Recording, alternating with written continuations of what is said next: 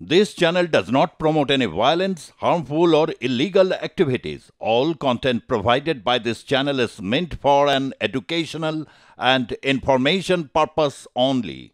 এক্ষুনি এনআরসি সারা ভারতে হওয়া উচিত বলে আমি মনে করি। এনআরসি ছাড়া এদের বেছে বের করা সম্ভব না। এই মৌলবাদীদের বেছে বেছে খুঁটে খুঁটে বের করা যায় বলে এটা আমার মতামত। বর্তমান বাংলাদেশে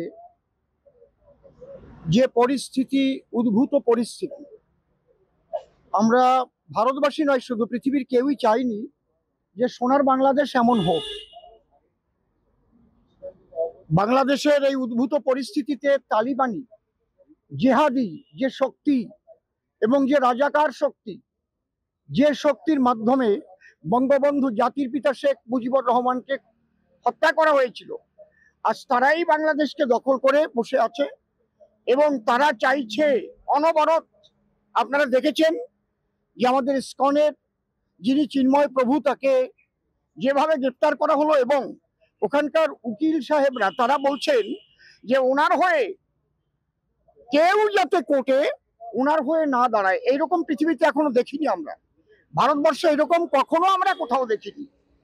বাংলাদেশের যে শক্তি, যে উগ্র শক্তি, যে জিহাদি শক্তি, ওদের উদ্দেশ্য এই পশ্চিম বাংলাটাকেও বাংলাদেশের সঙ্গে মিশিয়ে ইসলামিক রাষ্ট্র করে নেওয়া। এর জন্য যে অস্থিরতা তৈরি করছে, এটা আজকের থেকে না। আমি 22 সালে চিঠি করেছি স্বরাষ্ট্র দপ্তরে, আমি 23 সালে চিঠি করেছি, কারণ আমার আদিবাড়িতে বনগা, একদম বর্ডারের পাশেই। বর্ডার সম্পর্কে আমার খুব ভালোই জানা আছে, সেসব সাইডে কি চলে। আর আমি ত্রিপুরা থেকে, আসাম থেকে আরম্ভ করে বিভিন্ন বর্ডার সাইডে আমি গানও করি। বাংলাদেশে প্রচুরবার গান করতে গেছি। শুধু যে ওখানে হিন্দুরা অত্যাচারিত তা নয়, যারা শান্তিপ্রিয় মুসলমান, যারা আমার সাইজির মতের, তারাও ভীষণভাবে অত্যাচারিত, তারাও ভুল লুণ্ঠিত হয়েছে, তারাও ইজ্জত নিয়ে ওখানে বাস করবার মতো পরিস্থিতি নেই।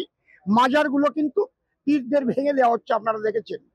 শুধু যে ওরা হিন্দুদের উপর অত্যাচার করছে তা নয়, ওদের উদ্দেশ্যটাই হচ্ছে, আপনারা আফগানিস্তান দেখেছেন এবং সেটা দেখে আপনারা বুঝতে পারেন যে ওদের উদ্দেশ্য অত্যন্ত যে তালিবানি এবং জেহাদি শক্তির উত্থান, এবং সারা পৃথিবীটাকে ওরা দুভাগে ভাগ করে নিয়েছে, একটা দারুল হার্ব আর একটা দারুল ইসলাম।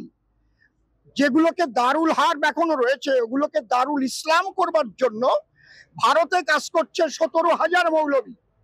এবং বাংলাদেশ থেকে যে উগ্রপন্থীদের এখানে পাঠানো হচ্ছে, তারা এসে লাভ জেহাদের মাধ্যমে শুধু পশ্চিম বাংলায় নয়, ঝাড়খণ্ড, ত্রিপুরা, আসাম, এগুলো কিন্তু ছড়িয়ে পড়েছে। সবচাইতে দুঃখের বিষয় হচ্ছে মাননীয় মুখ্যমন্ত্রী এগুলো জেনেও জানেন না, দেখেও তিনি দেখেন না।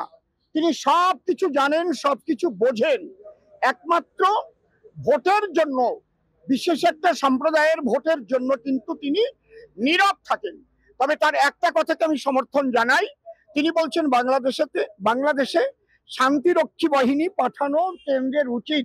আমি ধন্যবাদ জানাই যে এতদিন পরে তিনি একটা কথা বলেছেন যে বাংলাদেশে শান্তিরক্ষী বাহিনী পাঠানো কেন্দ্রীয় সরকারের উচিত। এর জন্য আমি তাকে ধন্যবাদ জানাই। কিন্তু এটা উচিত বললেন, কিন্তু এই পশ্চিম বাংলায় যেটা ঘটছে তাও আপনি দেখছেন না, শুনেও শুনছেন না।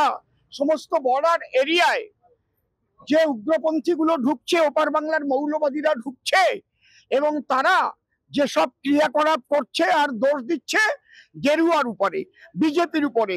বিজেপি কখনোই অশান্ত পরিবেশ চায় না। বিজেপি চায় ভারত এবং বাংলাদেশ আমরা একসঙ্গে শান্তিপ্রিয়ভাবে বসবাস করব, হিন্দু মুসলমান পাশাপাশি থাকব। কিন্তু ওপার বাংলায় যেভাবে হিন্দুদের উপর অত্যাচার হচ্ছে এবং চিন্ময় প্রভুকে উকিল পর্যন্ত দিচ্ছে না, আমরা এটা কিন্তু মুখ বুজে সহ্য করব না। আপনারা নিশ্চয়ই দেখেছেন, যদিও আমি উড়িষ্যাতে ছিলাম, বনগা বর্ডারে আমাদের বিরাট একটা মিছিল হয়েছে, সভা হয়েছে। পরপর হবে, আমরা বার্তা দিচ্ছি। শুধু বার্তা নয়, এরপরে যেটা করলে এটা ঠান্ডা হয় আমরা সেটা করতে বাধ্য হব। এইটুকুই আপনাদের কাছে আমার বলার।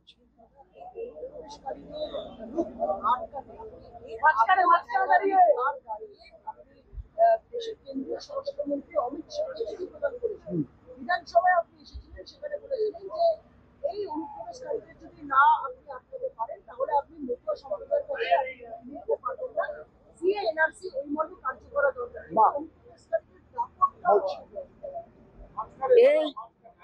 এই অনুপ্রবেশকারীদের ঠেকাতে গেলে এক্ষুনি এনআরসি সারা ভারতে হওয়া উচিত বলে আমি মনে করি। কারণ এনআরসি ছাড়া এদের বেছে বের করা সম্ভব না।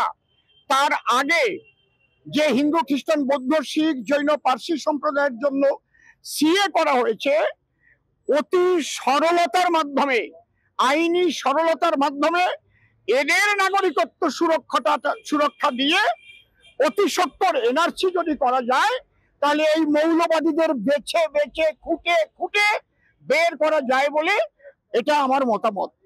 বাংলাদেশের সনাতনী হিন্দুরা যারা অত্যাচারিত হচ্ছে বর্তমান প্রেক্ষাপটে দাঁড়িয়ে, তাদেরকে কি আপনারা ফিরিয়ে আনার জন্য কোনোরকমভাবে বন্দোবস্ত বা আইন আনাবেন? এটা আমাদের জানানো হয়েছে। প্রথমেই তো শ্রদ্ধেয় দাদা শুভেন্দু অধিকারী বলেছিলেন যে ওপার বাংলার 2 কোটি মানুষ তারা আসবে, আমরা তার জন্য তৈরি থাকুন। আমরা আমাদের এমপি মহোদয় গতকালও তিনি বলেছেন, ফ্লোরে জগন্নাথ দা, তারপরে আমাদের শ্রদ্ধেয় শ্রমিক দা তিনিও রাজ্যসভায় বলেছেন, এবং আমরাও চাইছি যদি ওপার বাংলায় হিন্দু মুসলমান বসবাস করতে এতই অসুবিধা তাদের মনে হয়, আমরা কিন্তু চাই একসঙ্গে আজান চলবে, একসঙ্গে কীর্তন চলবে।